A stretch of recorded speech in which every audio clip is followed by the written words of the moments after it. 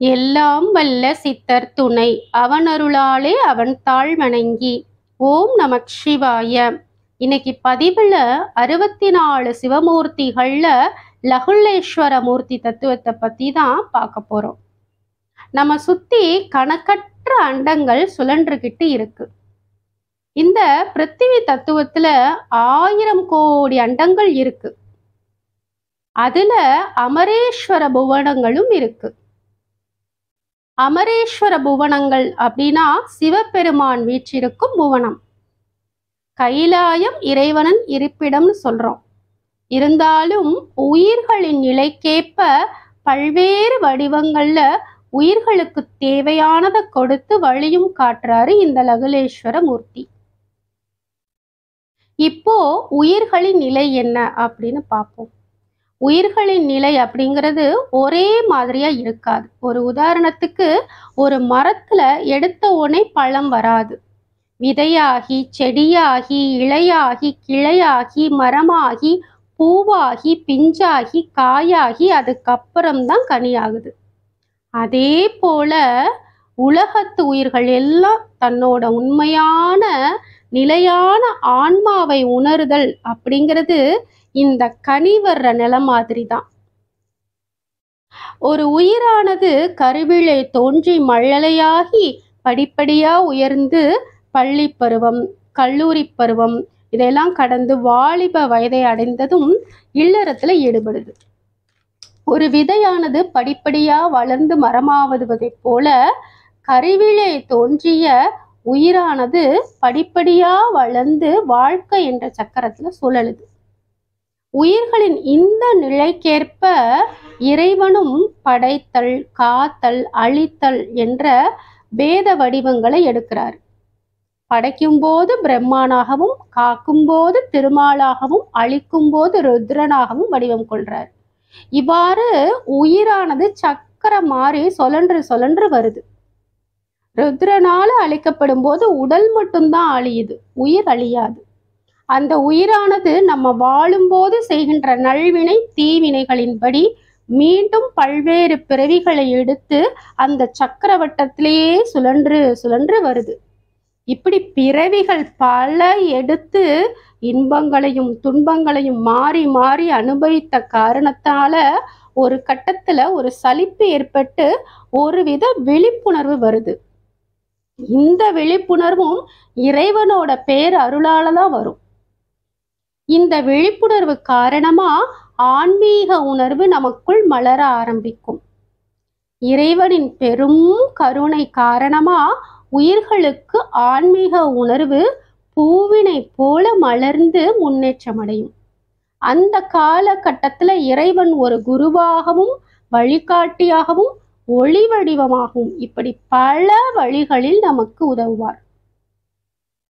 ஆன்மீகத்தின் பாதையில காலடி எடுத்து வைக்கும் ஒருவன் அனைத்தையும் இறைவன் கிட்ட ஒப்படைக்கிறான். அவனுக்கு தனிப்பட்ட முறையில் யாரும் இருக்க மாட்டாங்க. எல்லாமே அவனுக்கு இறைவன் தான். அடுத்த வேளை உணவை பத்தி கூட அவன் கவலைப்பட மாட்டான். அதனால இறைவனே அவனுக்கு எல்லா வழிகளிலும் உறுதுணையா இருந்து வழி நடத்துவான். பக்குவம் அடையாத உயிர்களுக்கு தேவைப்படுறத மனிதர்கள் மூலமாகவே ஒருத்தருக்கொருத்தர் பரிமாறிக்கொள்ளும்படி செய்வான் இறைவன். ஆனா பக்குவம் அடைந்த உயிர்களுக்கு தன்னோட நேரடி கண்காணிப்புல வழி நடத்துறான். தன்னோட அம்சத்திலிருந்து தோன்றிய உயிர்கள் மீண்டும் தன்னிடமே லகிக்கும் ஆன்மீக முதிர்ச்சி அடையும் போது இறைவனே அந்த உயிர்களுக்கு மேன்மையினை அளிக்கிறான். இந்த லகுலேஸ்வர மூர்த்தி உபதேசம் செய்யற கோலத்துல வீற்றிருக்காரு. உபதேசம் அப்படின்னா வழிகாட்டுறத குறிக்குது. இறைவனுடைய வழிகாட்டுதல் இல்லாம ஒரு துரும்பு கூட அசையாது. சித்தர்கள், முக்தர்கள், முனிவர்கள் போன்ற அனைவருமே இறைவனுடைய வழிகாட்டுதலின் காரணமாத்தான் பயனடைகிறாங்க. ஒவ்வொருவருடைய நிலைகளுக்கும் அவங்கவுங்க தகுதிகளுக்கும் தகுந்த மாதிரி இறைவன் வழிகாட்டுவதால் தான் லகுலேஸ்வர மூர்த்தி உபதேசம் செய்யும் கோலத்துல வீற்றிருக்காரு. அண்டத்துல இருக்கிறது தான் பிண்டத்திலையும் இருக்கு என்ற தத்துவத்தின்படி அண்டங்கள் எல்லாவற்றிலும் உறைந்திருக்கும் லகுலேஸ்வர மூர்த்தி ஒவ்வொருவருடைய பிண்டத்திலும், அதாவது உடலிலும் ஊடுருவி இருக்காரு. எல்லா செயல்களுக்கும் கர்த்தா நான் இல்லை, எல்லாமே அந்த பரம்பொருளின் இயக்கத்தால ஆட்டிவிக்கப்படுது அப்படிங்கிற உண்மைய யாரு உணர்றாங்களோ அவர்களை லகுலேஸ்வர மூர்த்தி ஒவ்வொரு கணமும் வழிநடத்தி செல்வாரு அப்படிங்கிறது சத்தியமான வார்த்தை. நாம கற்கக்கூடிய கல்விகள் எல்லாம் லௌகீக வாழ்க்கைக்கு உதவுது. ஞான கல்வி அப்படிங்கிறது இறைவனுடைய சம்மதம் இன்றி அது ஒருவருக்கு சித்திக்காது. இறை அருளை பெற பரிசுத்தமான அன்பு இருந்தால் போதும். அன்பு ஒன்றுக்கே கட்டுப்படும் ஆண்டவர் பரமேஸ்வரன். அதை பிரதிபலிப்பவராகவே அமரேஸ்வரர் புவனங்களின் மத்தியில லகுலேஸ்வரர் மூர்த்தி திருக்கோலத்துல பேர் ஒளியை உயிர்களுக்கெல்லாம் வழங்கிக்கிட்டு இருக்காரு. இந்த லகுலேஸ்வர மூர்த்தியை சக்தி முற்றத்துல நம்ம தரிசனம் செய்யலாம். இப்போ 4ஆம் திருமுறையில அப்பர் பாடிய தேவார பாடல் ஒண்ணு பார்ப்போம். காய்ந்தாய் அனங்கன் உடலம் பொடிபட காலனை முன்பாய்ந்தார் உயிர் செக பாதம் பணிவாதம் பல்பிறவி ஆய்ந்து ஆய்ந்து அறுப்பாய் அடியேற்கு அருளாய் உன் அன்பர் சிந்தை சேர்ந்தாய் திருசக்தி முற்றத்து உறையும் சிவகொழுந்தே.